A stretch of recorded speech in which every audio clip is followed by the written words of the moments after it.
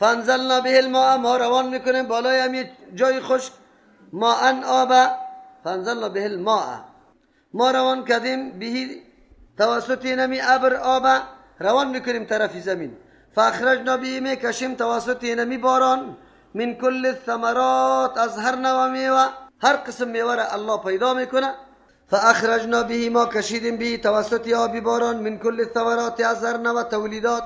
اینجا بعضی مفسرین مراد از میوه ها را میگیره که درخت ها و دانه ها میه، لیکن بعضی میگه که مطلقی تولیدات را شامل میشه. من فاخرجنا به، ما میکشیم توسط آب. چی را میکشیم؟ من کل الثمرات، از هر نوع میوه را. انسان چرا فکر نمیکنه یک آب است، در یک زمین است؟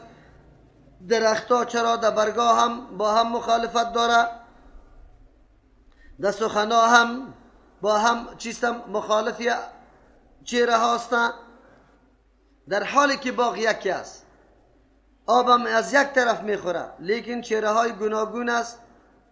فاخرجنا به، میکشیم توسط آب، من کل الثمرات، هر نوع میوه ها را. کذالک نخرج الموتى، اینمی قسم ما میکشیم مرده ها را.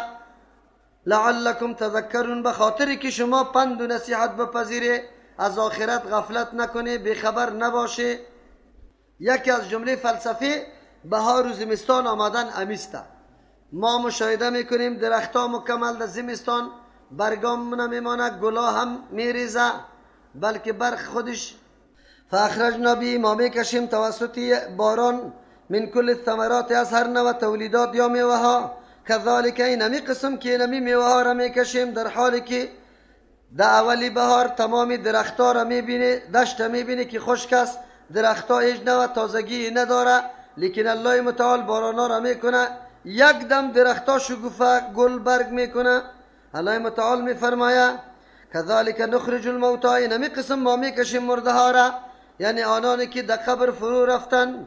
مردمی تصور و فکر نکنن که یا خاک شدن یا بعضی حیوانات خوردن شه، اینطور فکر نکنه، بلکه ما اینمی را میکشیم، اینمی قسم مرده ها را میکشیم. اینمی قسم باید از اینجا انسان تجربه بگیره که مرگ بعد از زندگی، بعد از مرگ حق است. چرا؟ همه سالم و شما در بهار تمامی همی گپا را مشاهده میکنیم، نمونه زنده کردن است. از او خاطر انسان باید درس بگیره. لعلکم تذکرون، بخاطر که شما نصیحت بپذیره و آمادگی برای آخرتتان بگیره. والبلد الطیب یخرج نباته، بله الله متعال تمثیل بیان میکنه برای انسان ها. باران الله از طرف بالا میاد، شکی در اون نیست که خیلی شیرین است، شفاف هم است، تیز هم میاد، کل زمین هم فرا میگیره، لیکن زمین ها با هم فرق داره.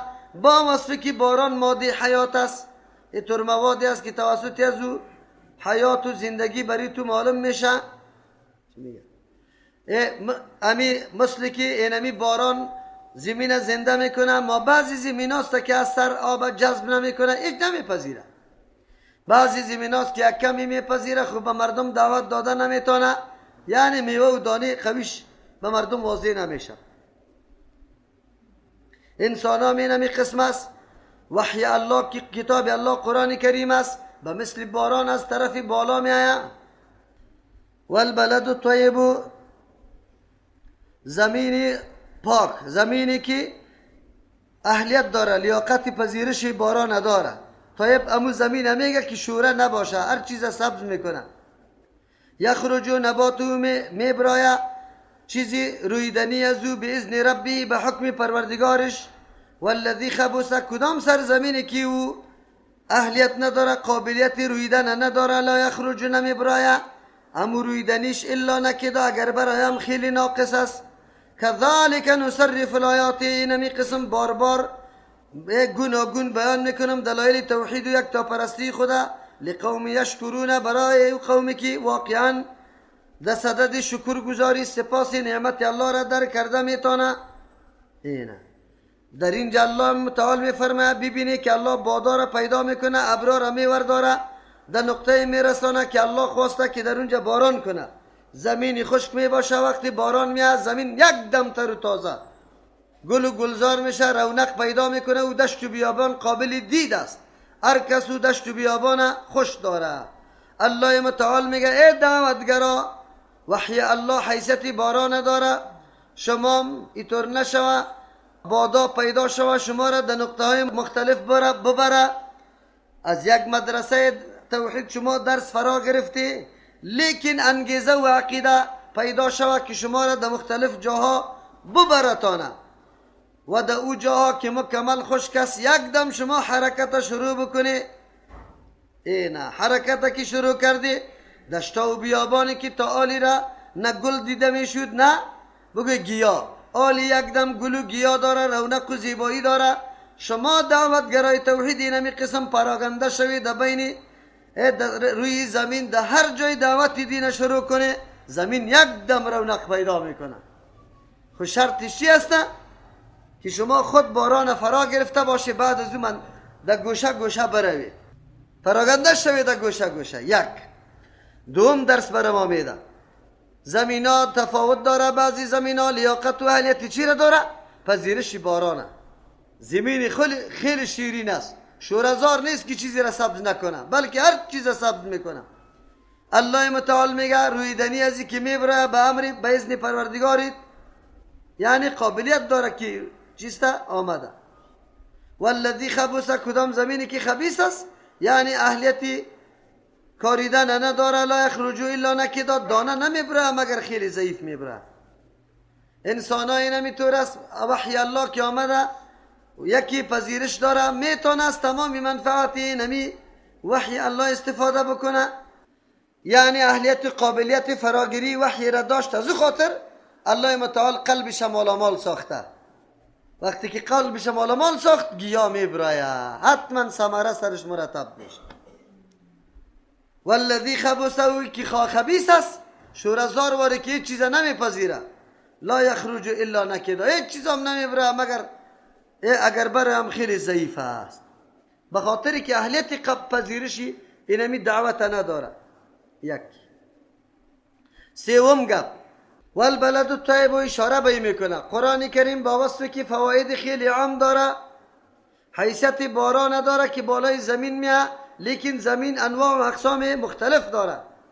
یک زمین شیرین است، دیگه شورزار است، یکی تلخ است، دیگه عادی است. به اعتبار کاریدن این زمین ها فرق داره. چرا؟ قرآن کریم فایدهش خیلی عام است، اما به مثل باران واره است. بعضی مردم ها لیاقت شنیدن قرآن داره، خب دیگه اهلیتی برداشتی قرآن داره، ترجمه را شنیده مکمل دیگه سال ترجمه کرده میتونه، اهلیتش داره. یک کسی هست که هیچ نوع اهلیت نداره، از خاطر انسان در اون طرف رجوع بکنه که در اونجا کارش ضرورتش تکمیل میشه. پس نکته چهارم در اینجا برای دعوتگر است، دعوتگر مایوس نشوه، هیچ وقت توقعی زیر نداشته باش که هر وقت من تقریر کردم بعد مردم جور باشه، ترجمه قرآن کردم مردم بفهمه. نه، مثل که فعالیت فاعل یا فعالیت مسئول خیلی ضروری است که بعد فعالیت بکنه، آرام نشینه، تغافلی نکنه. قابلیت مفعول هم ضروری است که او چیز قابل پذیرش هست یا نه، حیثیتش داره یا نه. از همون خاطر اینجا زمان یک چیز ثمره پیدا میکنه که هم فعالیت فاعل باشه و هم اثرپذیری مفعول باشه که از اونمون چیز فایده گرفته شود. آلی قرآن برای فایده عام است، اما مردم دیگه از این فایده نمیگیره و در وظیفه دیگه مبتلا هستند، مصروف هستند. دیگه اینجا دعوتگر مایوس نشود. در بعضی جاها میری کلی مردم میپذیره، در بعضی جاها میری که هیچ سخنی تکس گوش نمیگیره، الا که داخل چی میکنه؟ یک نفر بگویه که من امرای تستم، دیگه با مثل امو تیغی است که خیلی ضعیف میبره. کذالک نصرف الآیات، اینمی قسم ما بار بار بیان میکنیم الآیات دلایل یک تا پرستی را یا احکام خدا لقوم یشکرون، برای قومی که در صدد شکرگزاری و سپاسگزاری است. این مردم ها قدری نعمت ها را میدانه، از همون خاطر در هر طرف یا در تلاش خدمت دین می باشه. لقد ارسلنا نوحا الى قومه، بعد از الله متعال 6 نمونه داستان انبیاء علیهم السلام در اینجا شروع میکنه. داستان انبیاء علیهم السلام جنبه خیلی تربیتی داره، بسیار آموزنده است. نکات خیلی مهم برای دعوتگران مشخص میشه، برای مدعوین هم کسایی که دعوت داده میشه برای از وان بعضی نکته ها خیلی ضرور می باشه. در 6 داستان انبیاء علیهم السلام 3 نکته مشترک وجود داره. اول، هر پیغمبر دعوت به سوی توحید الله داده، یک پیغمبر هم به دعوت توحید نیست. دوم گپ که مشترک است تکذیب است. پیغمبر که آمده مردم گلاره در گردنش ننداخته، بلکه تهمت ها را در حقش کرده.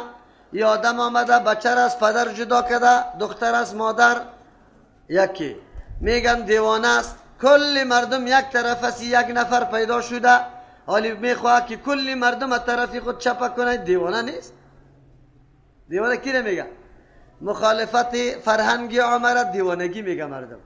کل مردم یکسان است، دیگه سان است. گاهی میگه شاعر است. شاعر به خاطر میگه وقتی که کلامش میشنوه که خیلی مؤثر است، نه میگه البته شعر میگه.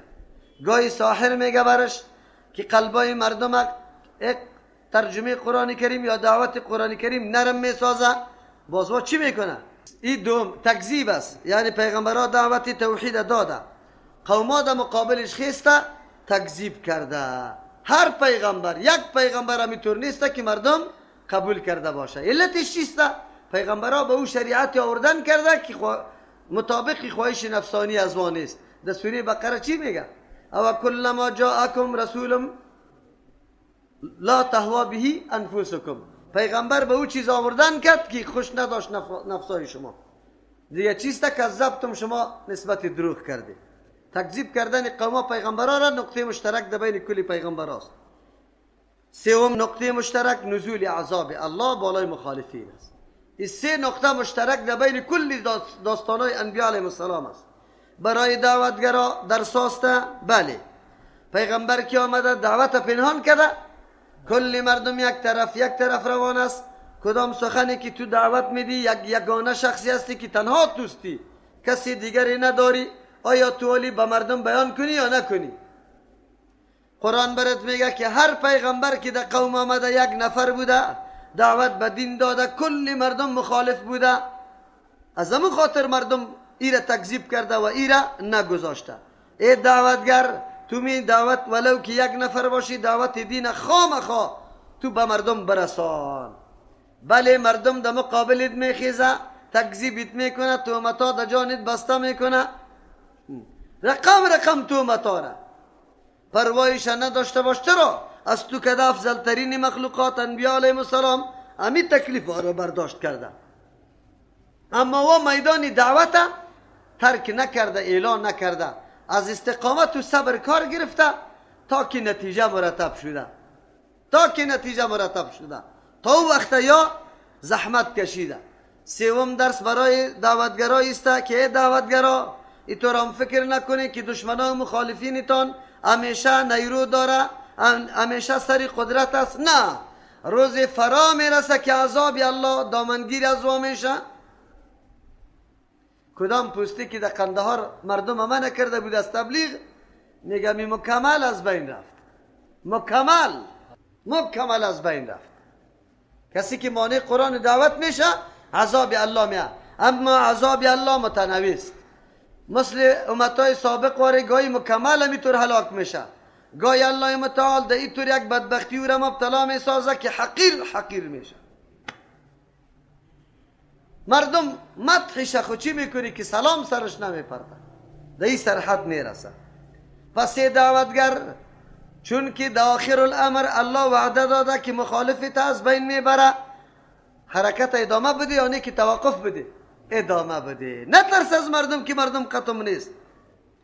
لقد ارسلنا نوحا، یقینا فرستاده بودیم نوح علیه السلام الى قومه، بسوی قومش. اشاره میکنه که نوح علیه السلام برای یک قوم بود و در اون وقت قوم بود، دیگه کسام نبوده. فقال یا قوم، اول آواز و دعوتش چی بوده؟ اهمیت توحید و یک تاپرستی الله برای شما واضح میشه حالی که پیغمبر اولین دعوت برای قوم خود از چی را داده. فقال، گفت یا قوم، ای قومی ما. کلمه میگه که یک کمی دل از او مایل شوه. مردم نمیگه یک گمراه، این گمراه گفتی میخیزه در جان دیگه دیکی نمیزنی، خطی چپلقا میکشته. طریقی دعوت یاد بگی.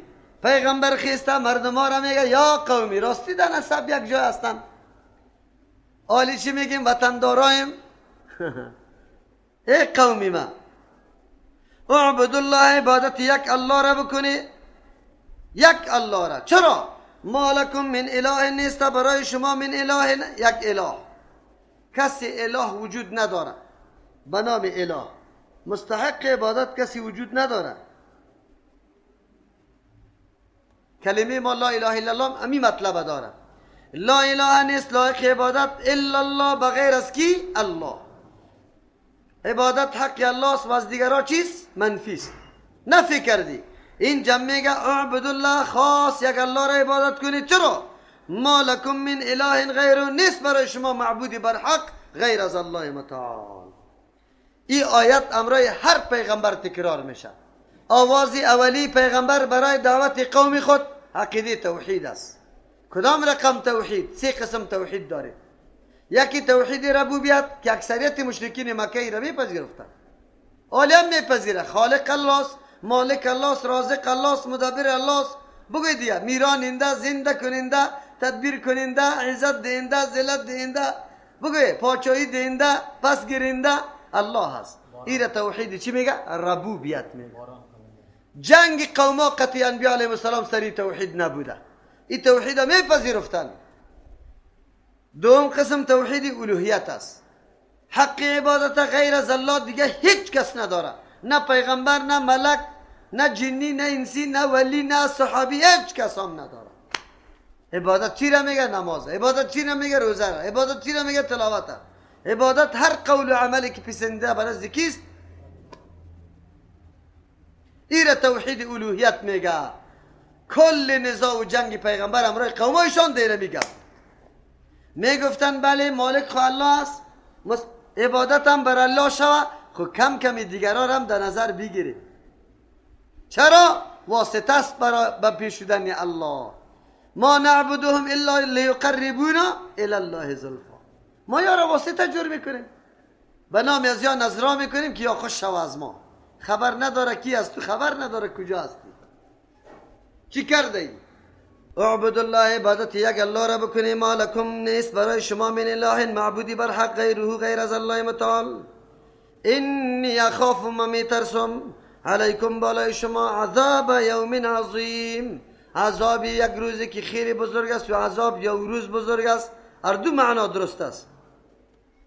اگر شما دعوت مرا نپذیری ای قومی ما میترسم که شما به عذاب شوی. با قوم نمیگه که اگر نپذیرفتی شما مشرک کافر هستی. بازم کلمات ادبان ادب، کلمات خیلی ادبناک بیان کرده. باز چی میگه؟ قال الملأ من قومی، همیشه مخالفت رای دعوت کدام مردم میکنه؟ غټایت. کی میکنه؟ چرا غټایت مخالفت میکنه؟ اسلام قید و بند داره که بیا میگه زنا حرام، شراب حرام، سود حرام، فریب کاری حرام، قسم ناحق حرام. و این مردکه زوال که آمده، و این مردکه میخواه که این کلی کارا را بکنه، شراب بخوره، زنا را بکنه، مال غصب بکنه، بگوه این عیاشی بکنه، فحاشی بکنه. این طور است. اینی اخاف، ما میترسم علیکم بالای شما، عذاب یوم عظیم، از عذاب روزی بزرگ. قال الملأ، گفتن غټایت مردمایی که کلان کلان است، شکما را خوب پر کده، در مجلس که بیشینه مجلس پر میسازه، از خاطر را ملأ میگه. اصلی ملأ درباریا است. خب درباریا که پاچا را هر امریش چاپلوسی میکنه، صاحب صاحب صدا میکنه. اول مردم ها که مخالفت پیغمبر را کده امی مردم است. چه رقم؟ قال الملأ، گفتن مردم های کلانا غټایت، من قومی، از قوم نوح علیه السلام، انا لنراک فی ضلال مبین، ما خود را میبینیم در گمراهی آشکارا، سخت بیراه شده ای. کل مردم یک طرف روان است، تو آمده ای برای ما یک راه دیگر، یک نفر هستی، ما را دعوت به او میدی. ما را دعوت، معلوم شد که سخت گمراه آدم هستی، نعوذ بالله. چرا؟ به خاطری که رای پدران یا کاره که سالا مردم روان شده ایره حق نمیدانی، ایره حق نمیدانی، تو میگه گمراستی. قال یا قوم لیس بی دلاله. بسیار جالب است. نوح علیه السلام میگه ای قوم ما نیست بالای ما گمراهی، ولکنی رسول من رب العالمین، لیکن ما فرستاده شدم از جانب پروردگار مخلوقات. ذمه‌واریم است که امی ذمه‌واری خدا برسانم برای شما، ادای مسئولیت بکنم، سر شما احسان میسان نمیگذارم، فقط ادای مسئولیت میکنم. بلکه من رسول هستم از جانب پروردگار مخلوقات، و ذاتی که کل کائنات پیدا کرده از طرف از او مامور مقرر شدیم. ابلغکم رسالات ربی، میرسانم برای شما پیاما و احکام پروردگار خود از ذمه‌واری هایی که در دوش ما گذاشته. و انصح لکم، خیرخواهی شما را میکنم، یعنی دین براتان میرسانم، عقیده سفر براتان بیان میکنم که شما در جنت بری، از جهنم نجات بیابی. و اعلمو میدانم من الله، ایگه پار از جان خود نمیگم، بلکه ما علم حاصل کردیم از جانب الله. ما اوتور علم را لا تعلمونه، که شما نمیدانی. نفی شما را خواهان هستم، شما را تعلیم میدم چیزی را که نمیدانی. او عجبتم من جاءکم، یا شما تعجب کردی که آمد براتان ذکر من ربکم، ذکر از جانب پروردگارتان، علی رجل منکم، بالا یک شخصی از جنس خودتان، لینذرکم، که به شفقت شما را بیم بده از عذاب الله، ولتتقوا، دیگه که شما متقی شوی، تقوا را در خود پیدا بکنه که سبب قرب و نزدیکتتان به الله متعال میشه. ولعلکم ترحمون، دیگه به خاطر که سرتان رحم کرده شوه. هر پیغمبر آمده برای قوم خود گفته شما چرا این را تعجب میکنه؟ این خود کار تعجب نیست. پیغمبرای دیگه آمده، اوی برای شفقت شما، برای فایده شما آمده. فکذبوا، نسبت دروغ به نوح علیه السلام کردن. فانجیناه، ما نجات دادم نوح علیه السلام، والذین معه، کسانی که امرای نوح علیه السلام بود، با امراهی نوح علیه السلام، فی الفلک، در کشتی نجات دادم.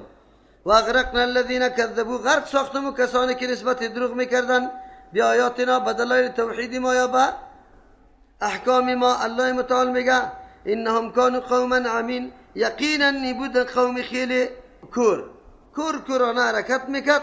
فانجیناه، نجات دادم نوح علیه السلام، والذین معه، کسانی که امرای نوح علیه السلام بود، فی الفلک، در کشتی. و اغرقنا الذین، ما غرق ساختیم کسانی را کذبوا بی آیاتنا، که نسبت دروغ به دلایل توحید ما میکرد یا به احکام ما یا به آیات ما که وحی است.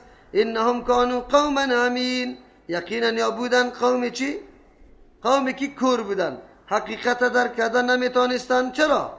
به خاطر که نوح علیه السلام یا را نصیحت کرد، خیرخواهی شان میکرد و برشان اعلان هم کرد که سعی کو دروغ دما مشاهده نکردی، باز هم مرتکب دروغ میشی. انهم کانوا قوما عمین، یقینا یا قوم کور بودن، حقیقت درک نمیکردن. دعوتی که نوح علیه السلام میداد یا دوست فکر و سوچ نمیکردن که نوح علیه السلام کدام طرف ما را دعوت میده. پس در داستان نوح علیه السلام که خیلی مدت عمر نوح علیه السلام در دعوت تیر کرده، با وصفی که مردم قوم زود ایمان نآورده، او مایوس نشده تا اینکه خیلی مدت تیر شده. دعوتگر باید مسلسل دعوت بکنه، ولو که کسی جورم نمیشه. الله اجر و پاداش عملی تو را میده.